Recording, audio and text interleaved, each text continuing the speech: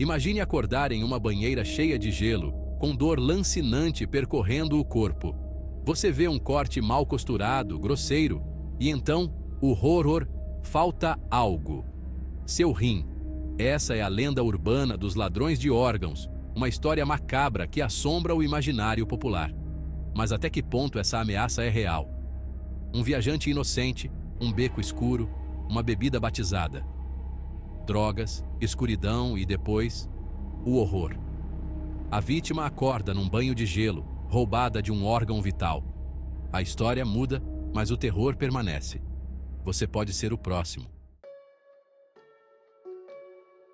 Ao contrário do que se pensa, a lenda dos ladrões de órgãos não é um fenômeno moderno.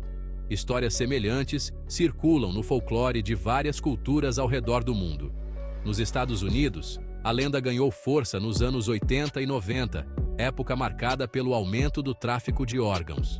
Histórias de pessoas desaparecidas e assassinatos brutais, como o caso do maníaco do parque, alimentaram a paranoia. A mídia, sempre ávida por histórias sensacionalistas, explorava esses medos.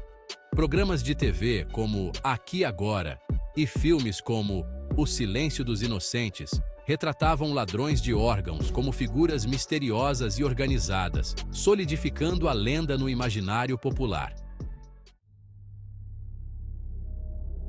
A lenda dos ladrões de órgãos se espalhou como um vírus, mais rápida que corrente de WhatsApp. Primeiro, sussurrada em conversas de boteco, depois em correntes de fax e e-mails. Finalmente, explodiu nas redes sociais. Cada nova versão, por mais absurda que fosse, parecia confirmar os medos existentes. A internet, com seu alcance global e anonimato, se tornou o cenário perfeito para a lenda. Sites dedicados a histórias de terror, como o Fantasma da BR-040, e fóruns online amplificaram a narrativa. Imagens gráficas e relatos falsos de supostas vítimas, muitas vezes compartilhados como reais, criaram uma sensação de pânico moral. Seção 4.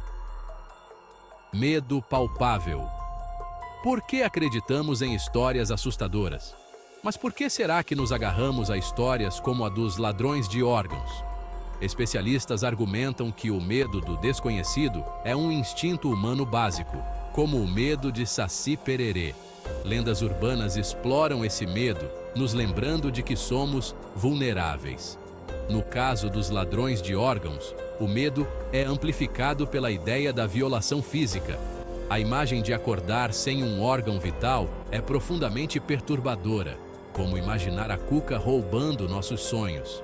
Além disso, a lenda se alimenta de ansiedades sociais existentes, como a desconfiança de estranhos, um clássico do jeitinho brasileiro, e a sensação de insegurança, principalmente em cidades como Rio de Janeiro e São Paulo.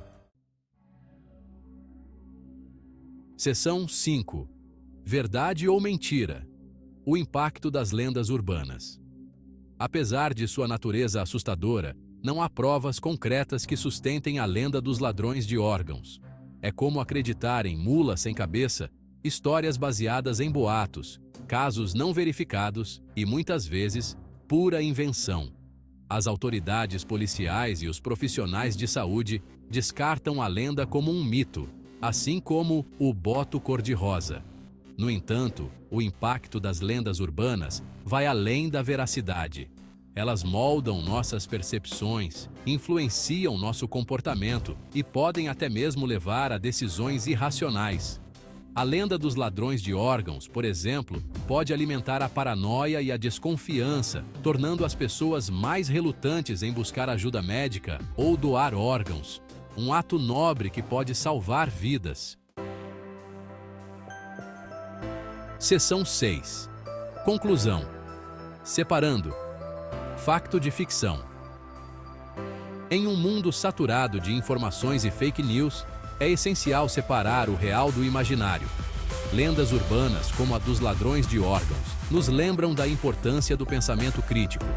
É crucial questionar o que lemos e ouvimos, principalmente informações alarmantes. O medo pode ser um poderoso motivador, mas não devemos permitir que ele nos domine. Devemos promover uma cultura de ceticismo saudável. Assim, construímos uma sociedade mais informada e resiliente.